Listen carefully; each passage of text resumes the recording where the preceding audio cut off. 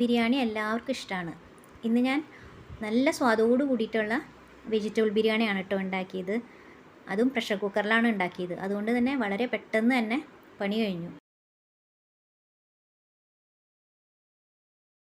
Vegetable biryani ആകുമ്പോൾ നമ്മുടെ ഇഷ്ടത്തിനുള്ള വെജിറ്റബിൾസൊക്കെ ചേർത്ത് കൊടുക്കാം. അപ്പോൾ ഞാനിപ്പോൾ ക്യാരറ്റ്, പിന്നെ കുറച്ച് ബീൻസ്, കോളിഫ്ലവർ, ഗ്രീൻ പീസ്, തക്കാളി, സബോള. അപ്പോൾ ഇതിൽ ഞാൻ ഒരു ഗ്ലാസ് അരിക്കാണ് ബിരിയാണി ഉണ്ടാക്കുന്നത്. അത് കാരണം കൊണ്ട് എല്ലാ വെജിറ്റബിൾസും കുറേശ്ശെ ചേർത്ത് കൊടുക്കണുള്ളൂ. ഒരു സബോള മുഴുവൻ വേണ്ട കേട്ടോ, ഒരു സബോളയുടെ പകുതി മതി.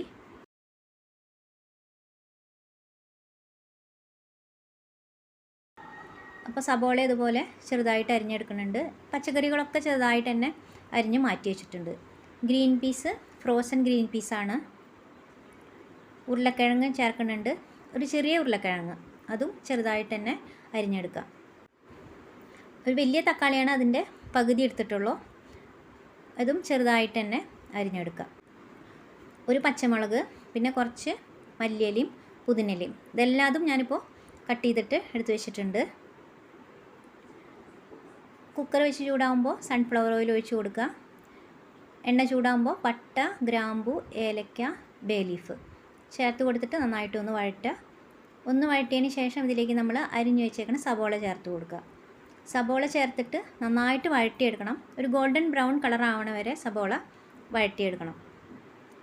ഇതുപോലെ നല്ല ഗോൾഡൻ ബ്രൗൺ കളറായി കഴിയുമ്പോൾ നമുക്കിതിലേക്ക് ഇഞ്ചി വെളുത്തുള്ളി പേസ്റ്റ് ചേർത്ത് കൊടുക്കാം. അരിഞ്ഞു വെച്ചേക്കണം പച്ചമുളകും ചേർത്ത് കൊടുക്കാം. ഇഞ്ചി വെളുത്തുള്ളി പേസ്റ്റ് ഒരു ടീസ്പൂണിൽ കുറച്ചൊക്കെ ചേർത്ത് കൊടുത്താൽ മതി കേട്ടോ. നമ്മൾ ഒരു ഗ്ലാസ് അരിക്കല്ലേ ഉണ്ടാക്കുന്നത്. അപ്പോൾ ഇഞ്ചി വെളുത്തുള്ളി പേസ്റ്റ് അടി പിടിക്കണ പോലെ തോന്നുകയാണെങ്കിൽ കുറച്ച് വെള്ളം കൂടെ ഒഴിച്ച് കൊടുത്തിട്ട് നന്നായിട്ടൊന്ന് വഴറ്റുക. അപ്പോൾ കണ്ട പച്ചമുളക് മാറി വന്നിട്ടുണ്ട്. ഇനി ഇതിലേക്ക് നമുക്ക് തക്കാളി ചേർത്ത് കൊടുക്കാം. തക്കാളി ചേർത്ത് കൊടുത്തതിന് ശേഷം ഒന്ന് ഇളക്കുക. അതിലേക്ക് കുറച്ച് മഞ്ഞൾപ്പൊടി, കുറച്ച് മുളക് പൊടി. ബിരിയാണിയിൽ അധികം എരിവുണ്ടാവുന്നതും നല്ല ഉണ്ടാവില്ല, പ്രത്യേകിച്ചും വെജിറ്റബിൾ ബിരിയാണിയിൽ. കുറച്ച് ആവശ്യത്തിന് ഉപ്പും കൂടെ ചേർത്തിട്ട് കുറച്ച് വെള്ളം കൂടെ ഒഴിച്ച് കൊടുക്കുക. ഇത് നന്നായിട്ട് തക്കാളി നന്നായിട്ട് വെന്ത് ഉടഞ്ഞ് വരണം, എണ്ണയൊക്കെ ഒന്ന് തെളിഞ്ഞ് വരണം.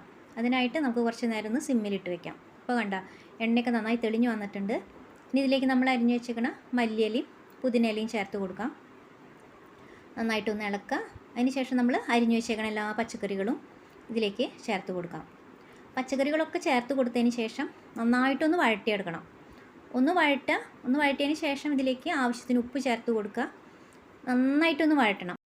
പച്ചക്കറികളുടെ പച്ചമണക്കൊന്ന് മാറി കിട്ടണം. അതുപോലെ തന്നെ ഈ പച്ചക്കറികളൊക്കെ ഒരു പകുതി വേവാവണം. ഇപ്പോൾ കണ്ട പച്ചക്കറിയൊക്കെ ഒന്ന് നന്നായിട്ടൊന്ന് വഴണ്ട് വന്നിട്ടുണ്ട്. ഇനി ഇതിലേക്ക് നമുക്ക് ബിരിയാണി മസാല ചേർത്ത് കൊടുക്കാം. ഒരു ടീസ്പൂൺ ബിരിയാണി മസാല ചേർത്ത് കൊടുക്കാം. വീണ്ടും ഒന്നും കൂടെ നന്നായിട്ട് വഴറ്റാം. ഈ മസാലയൊക്കെ പച്ചക്കറിയും ഒന്ന് വരണ്ട് വരണം. ഇനി ഇതിലേക്ക് നമുക്ക് തൈര് ചേർത്ത് കൊടുക്കാം. 2 ടേബിൾ സ്പൂൺ തൈര് ചേർത്ത് കൊടുക്കാം. തൈര് ഇങ്ങനെ ചേർത്ത് കൊടുക്കുമ്പോൾ നമ്മൾ ഒന്നില്ലെങ്കിൽ തീ ഓഫാക്കുക, അതല്ലെങ്കിൽ നല്ല ചെറിയ തീയിലിട്ടിട്ട് വേണം തൈര് ചേർത്തിട്ട് ഇളക്കണമെങ്കിൽ. അതല്ലെങ്കിൽ തൈര് ഇങ്ങനെ പിരിഞ്ഞ പോലെ വരും. അപ്പോൾ നന്നായിട്ട് മിക്സ് ആക്കുക. ഞാനിപ്പോൾ നല്ല സിമ്മിലിട്ടിട്ടാണ് വഴറ്റിയെടുക്കുന്നത്.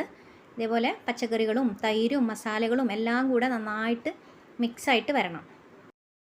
കുക്കറിൽ വേവിക്കുമ്പോൾ അരി പെട്ടെന്ന് വേവും, 2 വിസിലൊക്കെ വേണ്ടൂ. ആ സമയം കൊണ്ട് ചിലപ്പോൾ പച്ചക്കറികളുടെ ആ ഒരു പച്ചമണം ചിലപ്പോൾ ഉണ്ടാവും. അതുകൊണ്ടാണ് നന്നായിട്ട് ഇങ്ങനെ വഴറ്റണം എന്ന് പറയണത്.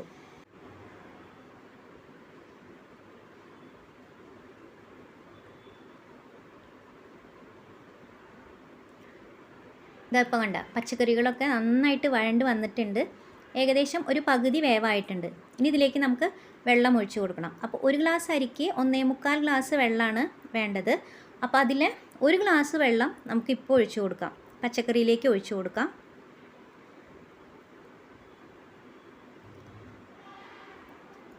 വെള്ളം ഒഴിച്ച് കൊടുത്തതിന് ശേഷം ഒന്ന് നന്നായിട്ടൊന്ന് തിളക്കട്ടെ. പച്ചക്കറിയിലേക്ക് ആവശ്യത്തിന് നമ്മൾ ഉപ്പ് മുമ്പ് ചേർത്തുണ്ടായിരുന്നു. എന്നാലും നമ്മൾ ഈ വെള്ളത്തിൽ ഉപ്പ് നോക്കുക, ഉപ്പ് കറക്റ്റാണോ നോക്കുക വെള്ളത്തിൽ. ഈ വെള്ളം ഒന്ന് തിളച്ച് വന്നാൽ മതി. ഇതിലേക്ക് നമ്മൾ ഒരു 20 മിനിറ്റ് നേരം കുതിർത്ത് വെച്ച ബസുമതി റൈസാണ് അത് ചേർത്ത് കൊടുക്കാം. അരി ചേർക്കുമ്പോൾ മേലെ അങ്ങനെ പരക്കണ പോലെ ഇട്ടാൽ മതി. പതുക്കേനെ ഇങ്ങനെ ഇട്ട് കൊടുക്കുക. അതിനുശേഷം നമ്മൾ കയ്യിൽ വെച്ചിട്ട് ഒന്ന് ലെവൽ ചെയ്യുക. ഇനി ഇതിലേക്ക് നമുക്ക് ബാക്കിയുള്ള 3/4 ഗ്ലാസ് വെള്ളം ഒഴിച്ചു കൊടുക്കാം. വെള്ളം ഇത് ഒഴിക്കുമ്പോൾ എല്ലാ സൈഡിലേക്കുമായിട്ട് പതുക്കേനെ ഒന്ന് ഒഴിച്ചു കൊടുക്കാം. ഒരുപാട് ഇങ്ങനെ ശക്തിയിലൊന്നും ഒഴിക്കണ്ട, പതുക്കേനെ ഒഴിച്ചു കൊടുത്താൽ മതി. ഇനി നമുക്ക് ഈ വെള്ളത്തിലേക്ക് അരിക്ക് ആവശ്യമുള്ള ഉപ്പ് മേലെ ഒന്ന് ചേർത്ത് കൊടുക്കുക. എന്നിട്ട് നമ്മളൊന്ന് ടേസ്റ്റ് ചെയ്ത് നോക്കിയാൽ മതി വെള്ളത്തിൻ്റെ. അപ്പോൾ പതുക്കേനെ ഒന്നിങ്ങനെ പ്രസ് ചെയ്താൽ മതി. എന്നിട്ട് വെള്ളം ടേസ്റ്റ് ചെയ്ത് നോക്കാം. അപ്പോൾ ഉപ്പ് ഒന്ന് മേലെ നിന്നാൽ മതി. കുക്കർ മൂടിയിട്ട് ഹൈ ഫ്ലെയിമിൽ തന്നെ വെക്കണം. 2 വിസിൽ. ആദ്യത്തെ വിസിൽ വന്നിട്ടുണ്ട്.